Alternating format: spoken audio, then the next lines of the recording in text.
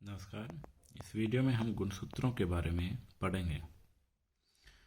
गुणसूत्र आनुवंशिक इकाइयों के वाहक होते हैं। सजीवों में एक पीढ़ी से दूसरी पीढ़ी तक लक्षणों का संचरण जीन्स के द्वारा होता है। जीन्स गुणसूत्रों पर रेखीय क्रम में व्यवस्थित होते हैं। गुणसूत्रों की खोज के बारे में पढ़ा जाए तो हॉफमिस्टर ने ट्रेडेस्केंसिया की परागकणमात्र कोशिकाओं में गहरी अभिरंजित कायों यानी संरचनाओं को देखा। 1875 में स्ट्रासबर्गर ने कोशिका विभाजन के समय केंद्रक में कुछ दागेनुमा रचनाओं को देखा। 1888 में वाल्डेयर ने केंद्रक में धागों जैसी संरचनाओं को गुणसूत्र नाम दिया। क्रोमा यानी कलर्ड, सोमा मीन्स बॉडी।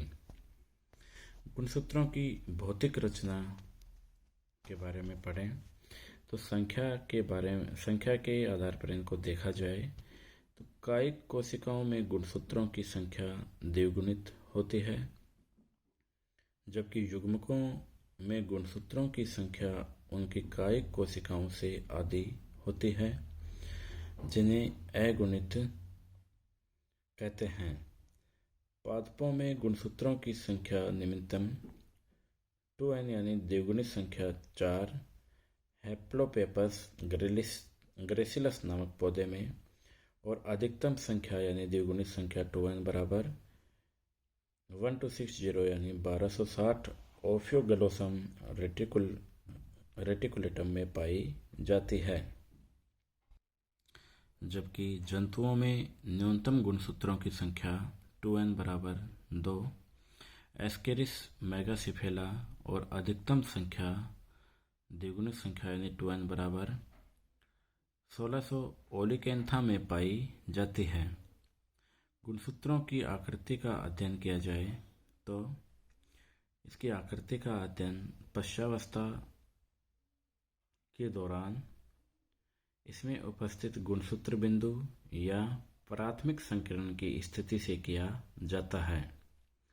आकृति के आधार पर ये 4 प्रकार की होती है। सबसे पहले अंतःकेंद्रीय यानी टेलोसेंट्रिक। अंग्रेजी वर्णमाला की आई आकृति का जैसा दिखाई देते हैं ये गुणसूत्र। इसमें एक ही भुजा होती है। सेंट्रोमियर गुणसूत्र के एक सिरे पर स्थित होता है, जैसा कि चित्र में दिखाया दिया है। सेंट्रोमियर की स्थिति ऊपर की ओर यानी एक तरफ होती है गुणसूत्र के, और ये आई आकृति के दिखाई देते हैं। दूसरी आकृति के आधार पर देखा जाए तो गुणसूत्र अग्रबिंदु केंद्र की यानी एक्रोसेंट्रिक प्रकार के होते हैं। इसमें गुणसूत्रों की 2 असमान भुजाएं होती हैं। सेंट्रोमियर उपशीर्ष स्थिति में होता है, यानी शीर्ष पर ना होकर उससे थोड़ा हटकर होता है। इस प्रकार से एक्रोसेंट्रिक टाइप के जो गुणसूत्र होते हैं वो जे अक्षर की आकृति के दिखाई देते हैं। जैसा कि चित्र में दिखाई दिया है कि गुणसूत्रों की एक टाइप के जो भुजा होती है वो लॉन्ग आर्म और दूसरी शॉर्ट आर्म होती है, यानी छोटी होती है। और सेंट्रोमियर अग्र केंद्र की स्थिति उपशीर्षस्थ स्थिति में होता है। चौथा टाइप है गुणसूत्रों का उपमध्य केंद्र की यानी सब मेटासेंट्रिक। इस आकृति वाले गुणसूत्रों में 2 असमान भुजाएं होती हैं जो 1:2 में होती हैं।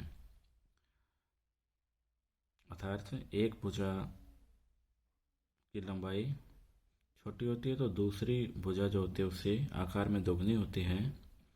सेंट्रोमियर गुणसूत्र के मध्य भाग से कुछ हटकर होता है।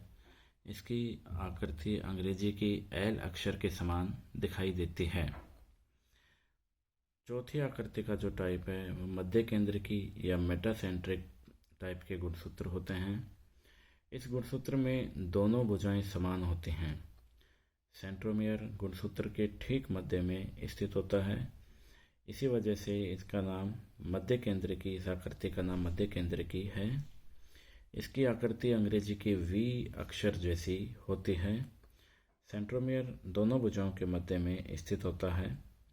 और अगर एक आकृति और होती है कि जब गुणसूत्रों में सेंट्रोमियर का अभाव हो तो इस टाइप के गुणसूत्रों को अकेंद्रकी गुणसूत्र कहते हैं। गुणसूत्रों की आकारकीय रचना देखें अगर हम, तो एक गुणसूत्र में निम्न भाग होते हैं, जैसे तनुतवक यानी पेलिकल, पीठिका यानी मैट्रिक्स, अर्धगुणसूत्र क्रोमेटिड व वरण सूत्र यानी क्रोमेनेमेटा, वरण कणिकाएं क्रोमोमियर्स, प्राथमिक संकीर्ण यानी प्राइमरी कंस्ट्रक्शन, फिर है द्वितीयक संकीर्ण यानी सेकेंडरी कंस्ट्रक्शन, सैटेलाइट या अनुषंगी, और अंतःखंड यानी टीलोमियर।